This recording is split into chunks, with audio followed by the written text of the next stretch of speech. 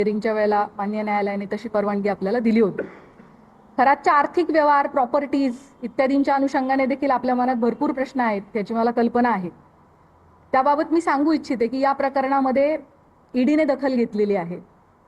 ईडीने विशेष तपास पथकाला जी माहिती मागितली आहे आमच्याकडून, ती सगळी माहिती आम्ही त्यांना पुरवलेली आहे आणि भविष्यात देखील ईडीला आमचे पूर्णपणे सहकार्य असणार आहे। भारतीय राज्यघटनेच्या कलम 51 मध्ये भारतीय नागरिकांची मूलभूत कर्तव्ये सांगितलेली आहेत। त्यामध्ये वैज्ञानिक दृष्टिकोन आणि चौकस बुद्धीचा विकास करणे हे आपल्या सगळ्या नागरिकांचे मूलभूत कर्तव्य आहे, असं आपलं संविधान सांगतं। या निमित्ताने भविष्यात अंधश्रद्धेपोटी महिलांचं शोषण घडू नये, कोणीही कुठल्याही बंधूच्या फसवणुकीला समाजाने बळी पडू नये, यासाठी सतर्क आणि चौकस राहण्याचं आव्हान मी आपल्या मार्फतीने सर्व नागरिकांना करू इच्छिते। अतिशय शॉर्ट नोटीसवर सर्व पत्रकार बंधू भगिनी या प्रेस कॉन्फरन्ससाठी उपलब्ध झालेले आहेत, उपस्थित झालेले आहेत। त्या सगळ्यांचे मी मनापासून आभार मानते आणि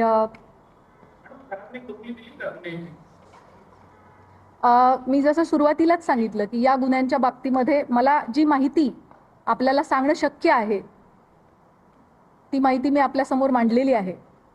त्यामुळे आपल्या सगळ्यांनी या गोष्टीची सहकार्य करावे की जोपर्यंत चार्जशीट दाखल होत नाही त्याबाबत काही तपासातल्या बाबींची गोपनीयता ठेवणं आपल्यासाठी अतिशय आवश्यक आहे। आपल्या सगळ्यांचे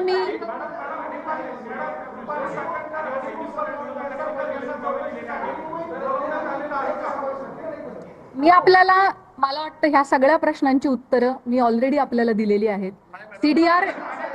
सीडीआर लीकच्या बाबतीमध्ये आपण मला एक प्रश्न आता जस्ट कोणीतरी विचारलाय, ज्याचं प्रश्नाचं उत्तर मी दिलं नव्हतं, तेवढं मी देते आणि आपण थांबूयात। अल्पवयीन यामध्ये कोणी नाहीये। दुसरा जो प्रश्न सीडीआरच्या बाबतीत, याची शासन स्तरावरती चौकशी होत आहे, त्या बाबतीत चौकशीत जे काही निष्पन्न होईल ते आपल्या समोर येईल। थँक्यू। जय हिंद, जय महाराष्ट्र।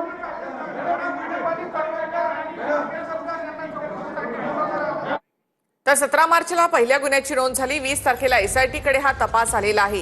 एसआयटीनं काहींना तपासासाठी का बोलावलं नाही असं विचारलं जात आहे। तर गुन्ह्यासाठी कोणी मदत केली असेल तर कारवाई केली जाईल असं एसआयटीनं म्हटलेलं आहे।